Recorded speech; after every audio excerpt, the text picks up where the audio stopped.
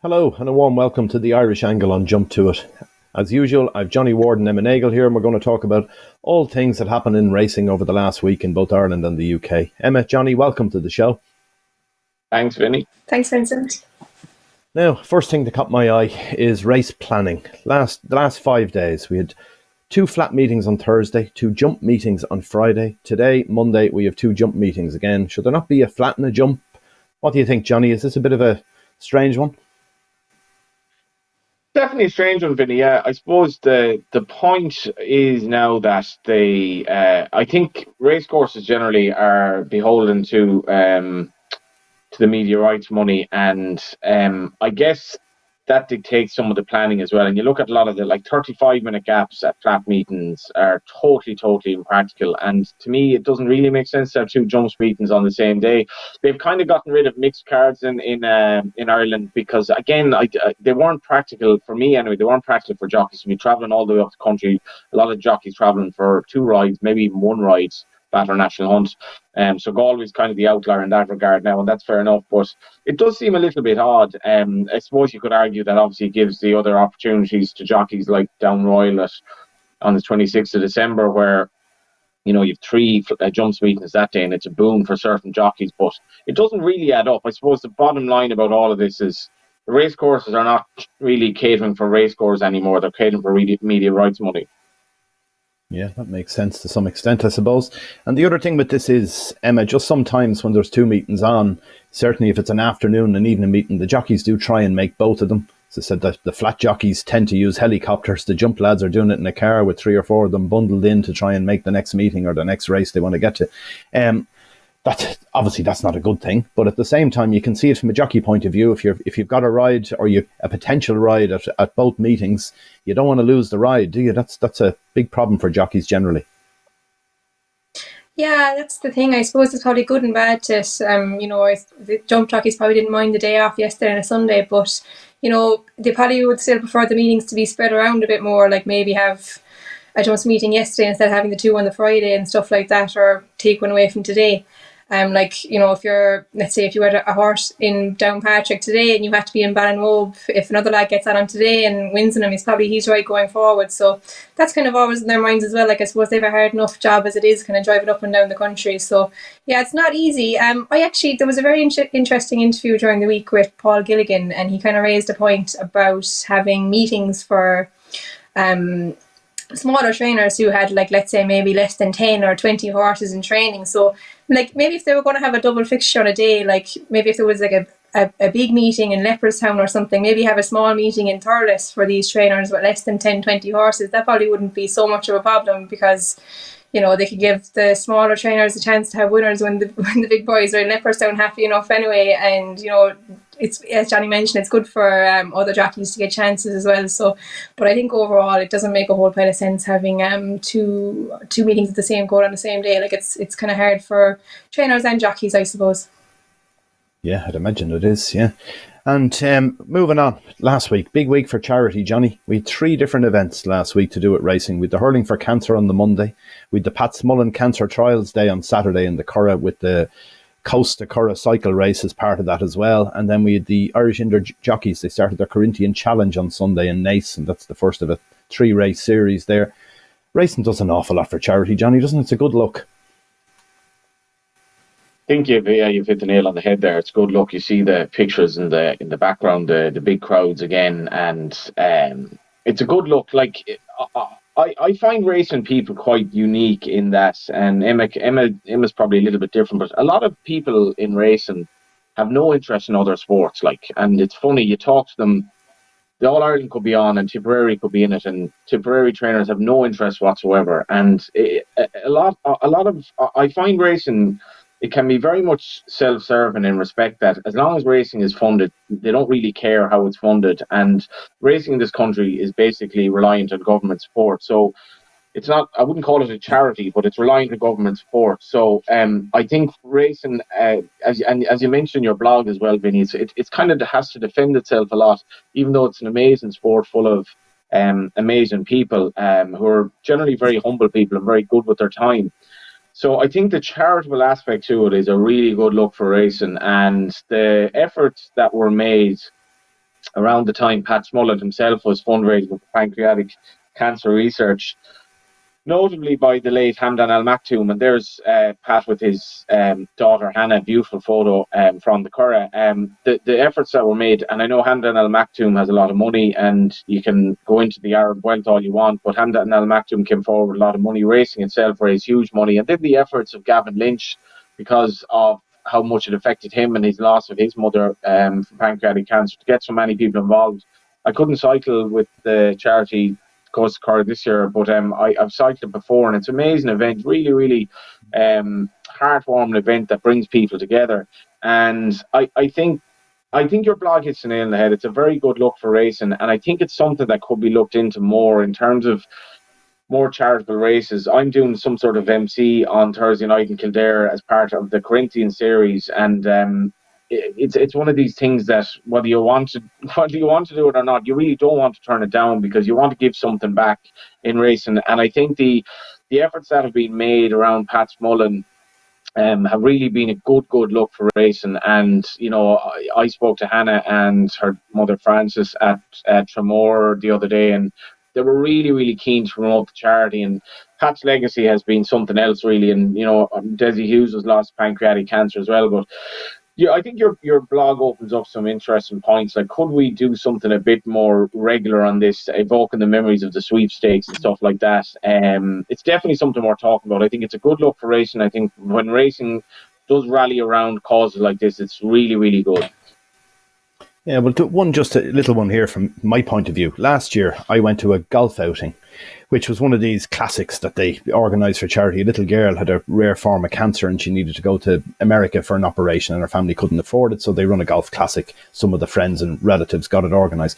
But not everyone plays golf. That's the first thing. So you're ruling out a large proportion of the population straight away, whereas horse racing, you can have a day out at the races where it's around a particular race, whether that be a charity race or, as I was suggesting in the blog, that people would buy a ticket and draw a horse in a race or something and, win a prize or whatever that would be. It just, the organisation of those sort of events, there's a huge amount of organisation goes into them. They're once-off things.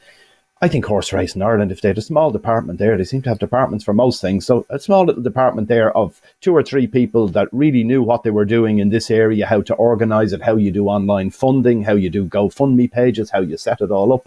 All of that would be really helpful for people. And I'm sure around the country, racecourses could run them on a regular basis. You talk about Emma's talking about minor meetings for, trainers who haven't had 10 winners. We don't care who the trainers are, who the horses are. Let's run an event a day out that is supporting some worthy cause in the area, brings a lot of people to it and brings a goodwill feeling to the local community and local area, that horse racing really does help them to get to whatever it is they need through a charity or whatever else. What do you think, Emma?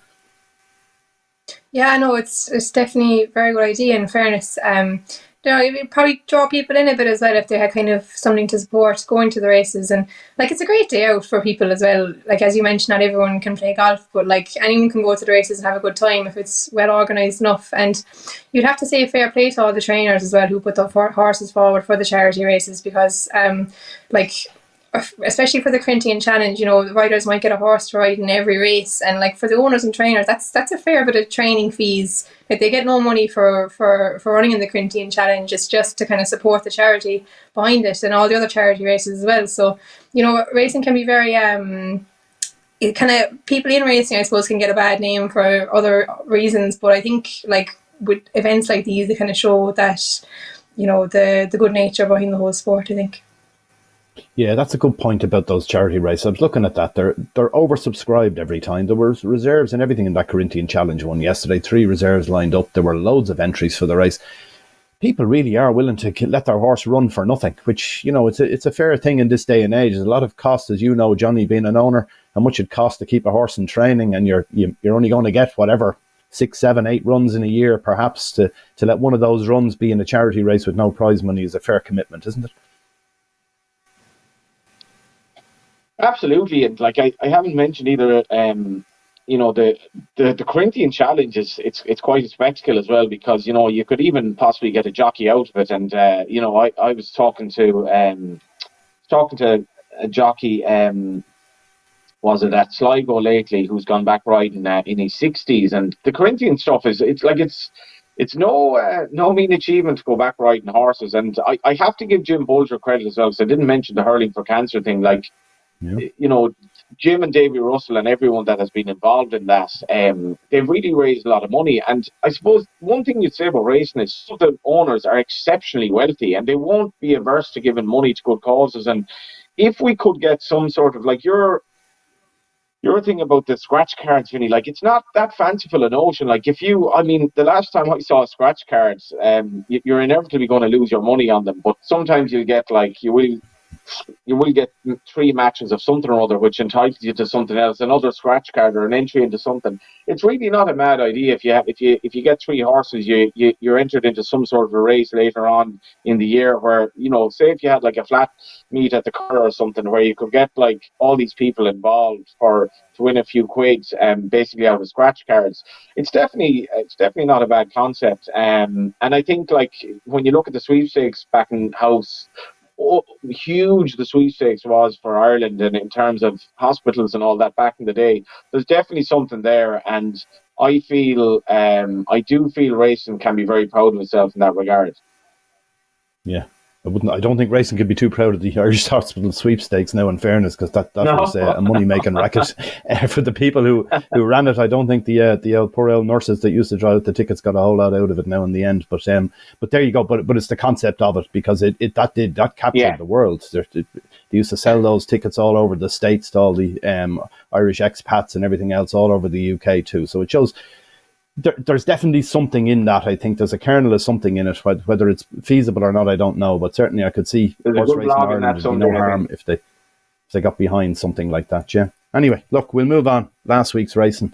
Some great racing in York. We had lots of things to talk about there. The Wednesday, particularly Frankie, the Juddmonte International with Mostadaf and Paddington beaten. First time this season. What you make of that, Johnny?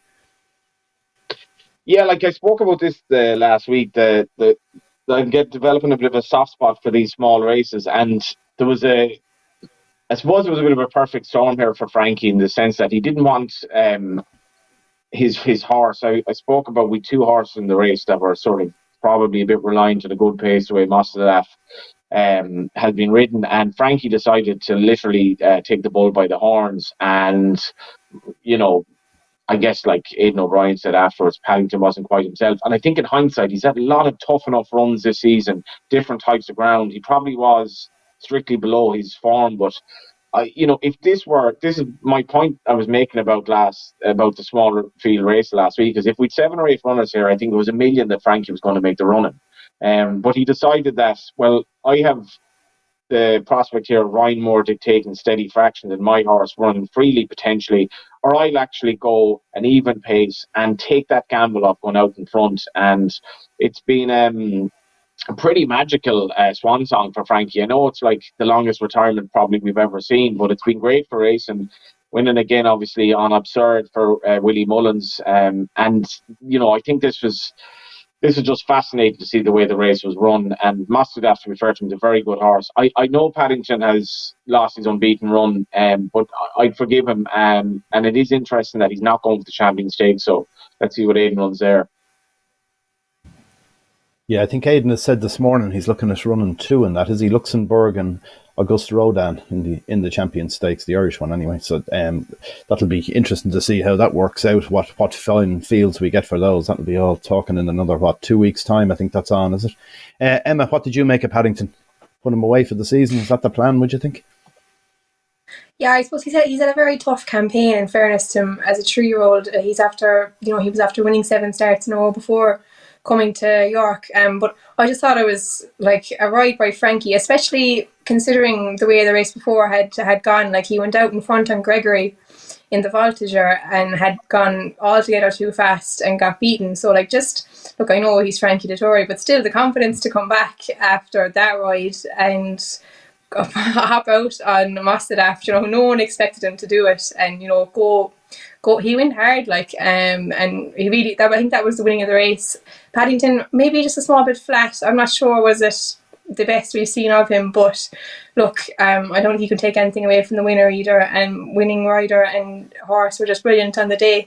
But just the Frankie Dettori show from the week on after that, I thought he was just brilliant, riding as well as ever. And great to see him going out in the high that he's going on. But yeah, I'm looking forward to seeing Paddington again, but I think he kind of deserves a bit of a break now. I think they're probably going to head to the British Champion Stakes. But yeah, a bit disappointing, but it was a great race to watch still. And you talk about Frankie going out in a high, maybe he isn't going anywhere is the bottom line, isn't it? There's talk of him getting a new contract, a new retainer for next year with some Arab crowd from Dubai, so we'll see what happens there. He could well be with us for a long time to come. To me, that's something now that is talking to Emma before we come on air, just saying, why don't we use more of this with jockeys like Ruby Walsh? He's fitting well and doing all his TV presenting. Fran Berry alongside him maybe has put on a few pounds, but otherwise he's fitting well too.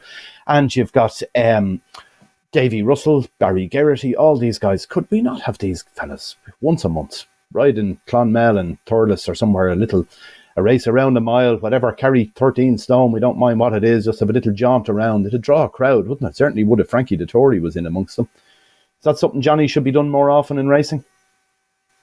Yeah, I don't know if any with the people you mentioned, like they're so competitive. I don't know if that'd cut it for them. And just on the Frankie retirement thing, like I mentioned Pat Smullen earlier. Pat Smullen basically admitted that he'd practically, if not abandoned his family, he was so single-minded in view of, winning titles and winning races that he only got clarity in his sickness that, there's more to life than this. And I think with Frankie, I think there's a time to retire and there's also a time to reflect on your family and all that. And I'm not sure what age Frankie's kids are, but, I'm sure they don't see very much of him this year and they haven't seen much from pretty much all their life. So there's that as well. And I think, to be honest, I think going out on a high is far, far preferable to say, like, Davy Russell's sort of comeback this year was, people maybe questioned it, but like it didn't really work out for him and he didn't ride particularly well at Cheltenham, I'd say, by his own standards. So I don't think there should be, like, I think Frankie should, I mean, it's a long retirement. I think he should bow out and reflect on the fact that he's in his 50s now and he's a family as well. Your idea is nice, but I don't think the jockeys would buy into that. I think when you're retired, apart from maybe a one-off. Yeah, that's what I thought, the one-off, but just having a fairly regular one-off. It doesn't have to be the same guys. You only have to bring them once a year to do it, but there's lots of them, from your Paul Carberrys and all the rest, from, even you take even journeyman jockeys from years ago, that if they're still around and they're still able to ride, you see the likes of Liam Burke coming back riding in bumpers. So, there must be a plethora of people out there who would have a bit of a following back in the day, could come and ride in Thurles or wherever on an afternoon and just have a type of a charity race or something like that. That's all I was thinking. But well, there's an idea. The Pat Smullen charity race. I remember that was actually an epic occasion. You've got Charlie Swan, McCoy, Carberry. I can't exactly remember who else. Maybe Ruby was there, but like maybe that once a year. That's not a bad idea. Yeah, something like that, or even, but there must be a whole other lesser tier of guys who've gone out of the game for all sorts of reasons, and it'd be nice to see them back. As I say, not most of them, but a lot of the trainers we have around at the moment are ex-jockeys as well, so a lot of them could possibly do something like that, a trainer's race at some stage or whatever. Did your dad ride, Emma? He does, yeah. I'm not sure how. Did he ride in races? Did he? Yeah. Did he ride in races before he started training? He did, yeah. He did, yeah. He did. He rode points on the track as well. Not sure how many winners he rode, but yeah, he still rides out every day. He's a bit battered now at this stage, but he's still going.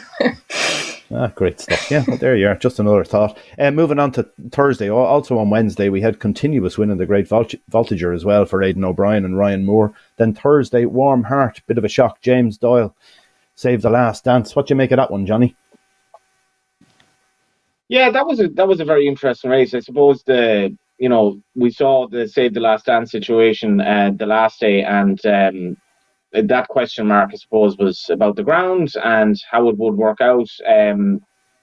I suppose if you're looking at Save the Last Dance, you're thinking, is she basically a ledger horse? And again, they rode her here with the view to, I guess, maximising her stamina, but the ground was probably just not soft enough for her in that company. It was good to firm ground, and in fairness, she's taking on older horses. It's a good race. But Warm Heart, it just goes to show, like, Aidan shows these well-bred horses at these races. It can work out. There are only £4 between them on the book, but like I do like Save the Last Dance as a horse. I do wonder, could she be a Gold Cup horse going forward if they kind of plan that route with her. And as much as she's very effective on heavy ground, I think that's more probably a stamina thing for her. And I don't think she lost much in defeat either. She just wouldn't be quick enough at this stage over a mile and a half and good to Fern. Fair enough. I'm going to move on to Friday because we're running a bit long on time, I think. Coltrane and it beats Courage Mon Ami in the Lonsdale, but also the big one for me was Adam West winning the Nunthorpe with Living the Dream. Sean Curran riding it. That Adam West is a friend of mine, had a horse with him called Noah 32 Red. Actually ran the previous day in a chase. Not a bad horse, but unfortunately it had a heart attack after the race and died. But it just shows the way for a smallish yard like Adam West. He bounces back 24 hours later, wins the Nunthorpe. That was some performance, Emma, wasn't it? And a great story behind the jockey too. Yeah, it was brilliant. I don't think too many picked him out before it. I think all the attention was on Highfield Princess and Bradsell and the 2-year-old as well, who was getting a lot of traction. But yeah, absolutely, like he just jumped so fast from the stalls. They had no chance of catching him really, and it was a lovely interview with the jockey afterwards, Sean Curran. I think he said he's from around Leopardstown somewhere, brought up kind of with an interest in racing but not riding horses, and I think he sat on a horse for the first time as a 15-year-old at Willie Mullins' yard, which wouldn't be the kind of standard route into being a Group 1 flat winning jockey. So yeah, it was great, and I'd say they were all just shocked at the interview with the trainer and Lydia Hislop afterwards as well. He was just absolutely like lost for words. So yeah, it was great to kind of see the smaller yard getting it on the big day. The dam there, about Willie Mullins there. Yeah. What, Johnny? The dam approaching autumn as well. Her own dam is autumn. Well, she's by New Approach, but from what I can see here, she's had two horses, Living the Dream and Living the Moment, one by Zebedee, one by Prince of Lear. Like, these are cheap sires, and the two of them have, like, Living the Moment was a good horse, basically black type, and now she has a Nunthorpe winner as well. And I think the dam isn't that old, so I'm not sure how she other horses on the ground, but she'd become very, very valuable all of a sudden, because that horse does not have a pedigree really at all on paper. Yeah, incredible. Just saying, we're talking about Willie Mullins there as well, that Sean Curran started down there. Willie Mullins with Absurd in the Ebor. That was some performance again. Frankie Dettori. What a picture that is. But looking at that, you've Absurd beaten 7.5 lengths off level weights by Vauban at Royal Ascot. How good is Vauban is the next thing. And then the other one is, how does Absurd only finish 6th in a novice hurdle in Galway? Can you explain that one to me? Yeah. Well, there's a lot going on with that. I backed Absurd to finish in the first 5 at Ascot because I like backing, I suppose, Willie Mullins' second strings in good races, but the race was an absolute mess for Absurd. Like, because I think I'd laid him on his hurdling debut, thinking 2.5 miles, he's no hurdling experience, Fastnet Rock. He just could be too free, and he was 3s on or something, but he won anyway. So then he went to Ascot, and he was quite free off what was a fairly tepid pace. And for me, he did really well to finish second. And, we can say all we want about trainers and what they say, but Willie Mullins said before Galway, and I found this really, really interesting. He goes, I'm worried about this horse being too free today because we've been training for the flat. But I was like, you've gone from a staying flat race back to a 2-mile hurdle, and he's already won over 2.5 over hurdles. So why would 2 miles over hurdles be a problem for him? And sure enough, he rocks up in Galway, and he was too free. It wasn't a particularly strong pace. And when you're free and you're jumping hurdles at a sedate pace, it can be problematic. So basically, I was kind of happy enough to put a line through that. But you're looking at the race Saturday, the terrible, terrible draw. Frankie, and I think this stuff is great for racing, like Frankie and Willie teaming up, it had to be. But the whole story of Absurd has been an insight into Willie Mullins and an insight into the challenge of training very good flat horses to win over hurdles as well, because he was miles off that at Galway. Yeah, well, the two grades or the two codes are very different, but it's very hard to work this out. Like, you've got Absurd is 7.5 lengths off Vauban. And Vauban is, what would he be? He'd be 20 lengths off Constitution Hill. Would he over hurdles? I'm like, how good is Constitution Hill? What would Constitution Hill do on the flat? I'd love to see it at some point, but there you go. What do you think, Emma? Absurd, where would you see that horse go? How good is he? Yeah, I just think if you really watch, like Johnny kind of mentioned it there, if you really watch his run at Ascot, like he had a nightmare run really. Like, he got very, very lit up early on and came from a long way back. So I'd say if he met Vauban again, he'd be closer to him definitely if he settled anyway. Like, Frankie just gave him brilliant ride at the weekend, like drawn so wide, and Ruby was analysing before the race and saying how he needed to get cover. Frankie just kind of kept him out, and he got him set. I suppose they went so fast, but he settled anyway, and it was just brilliant. Yeah, like Vauban is an interesting one. Like even at the start of the last national hunt season, Willie was kind of always a bit cold on him, saying, "Oh, look, it's probably not going to be easier over hurdles." So, you know, maybe he'll improve again over hurdles. Like he probably won't get to Constitution Hill's level. But yeah, on the flat, it'll be interesting going to the Melbourne Cup. Frankie was kind of, I think, whispering in Willie's ear about getting the ride. Whether Ryan Moore would have something to say about that now, I'm not so sure. I think Ballydoyle have one in, but it's a very low weight. So Willie might give Frankie another farewell winner. But I'd say Ryan might have some something winner to say to give about him, it. wouldn't it? Yeah. Yeah, and they've a history, the two of them, going back a long time. Even Frankie used to ride for his father as well, I remember. Just looking now, a horse to follow from last week. Have you won Forrest Emma first off, maybe? Something that caught I your eye do. last week, you think? Yes. Jessica Harrington's winner of the second in Naas yesterday. The name is escaping now at the moment. Big price. Matter of fact, ridden by Nathan Cross. I just thought that it Oh, was, she yeah. won a 5 furlong fillies maiden, and just the way she kind of travelled through the race, she didn't travel at all, and she came kind of from a nice way back in what was probably a good enough maiden, I'd say. Jessie kind of seemed sweet enough on her afterwards, and you know she does so well with fillies. I wouldn't be surprised if she kind of progressed all the way through to be kind of a good stakes filly. You know, she just looked so green yesterday, and just the way she won was, I thought, very impressive. Yeah, that was one, just a funny one there with the betting trend on that horse. I don't know what happens here. This happens on a regular basis. That was backed in the morning yesterday from 28 to 1 into 12 to 1, and yet drifts back out to 20 odd to 1 as an SP. You'd think if you were a bookmaker and someone has come into you in the morning and backed a horse at 28 to 1 and you've had to cut it all the way down to 12, you wouldn't be pushing it back out too quick. You've obviously got liabilities on it, but this seems to happen on literally a daily basis here. Horses smashed in the morning, drift back out to a bigger price at SP. I wonder, is it real money? I don't know what goes on, to be honest with you. We'll probably never get to the bottom of that one. But Johnny, have you a horse for me? Yeah, you mentioned, I mean, vintage table there, Vinny, Yeah. William Mullins's dad and Frankie Dettori. I think is one of my favourite memories of racing when I was growing up, and Frankie did the flying dismount, and I can't remember what age Paddy was at the time. He's very, very well into his senior years, I suppose. But anyway, I watched the ML Lynch Civil Engineering Novice Chase. I'm in France at the moment, and I'm going back home tomorrow. And I was very, very tempted. It was a match race between Salvador Ziggy and Toss again. Really rare to have a match race in Ireland with the non-runners. How many non-runners were there? 1, 2, 3. So if either of them decided, if either of them got stone bruise or something, you would have had a walkover, which I never remember actually happening in Ireland. I remember Atlantic Rhapsody and Cool Line Prince running a chase years ago, and one of them fell and left the race for the other. But this was a race where I was very sweet on Salvador Ziggy, but I suppose to have a bet over here, you'd have to get somebody to, like, basically I can't bet over here, so I'd have to get somebody to back it for me in Ireland. And I was like, why is the market against Salvador Ziggy? Because I thought his performance the last day in Wexford, he jumped brilliantly. And, you know, Gordon Elliott said afterwards, we basically have to run him again to kind of get him into the Kerry National. The problem now, the handicapper, is he won this by 13 lengths, bolted up. How does he treat this form? And that's going to be an issue for him. But I think Salvador Ziggy going forward, I said to Gordon, sure, he's a horse for the RSA or something like that. And he said he doesn't think he's that good. But the way he jumps, I'm not sure I think he's well up to graded company at this stage. And I hope he goes to Kerry National. I'm going to back him whatever weight he gets. He's a brilliant jumper, really athletic, lots of speed, lots of quality. And unfortunately, I didn't back him as the easy to back even money second favourite in a match. Okay, there is a way you can bet in France, or any other country on your phone.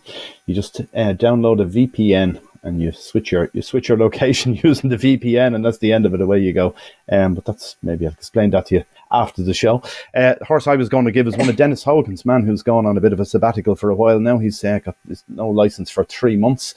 The Company Sergeant won in Kilbeggan on Friday, won a novice hurdle. I think this is a fair horse. Anything from 2 miles to 2.5 miles, any ground, very consistent. I think it's got a rating of 130. I think it'll win a handicap off that sooner rather than later. And talking about campaigning it a bit before, while it's still a novice as well, up to Christmas. So be one to watch maybe. That's it for this week. Thanks for watching. And if you are betting, make sure you bet responsibly. And if you haven't subscribed already to our channel, please do below if you're looking on YouTube. And hopefully we'll see you all again next week for the same again. Thanks for watching. Bye for now.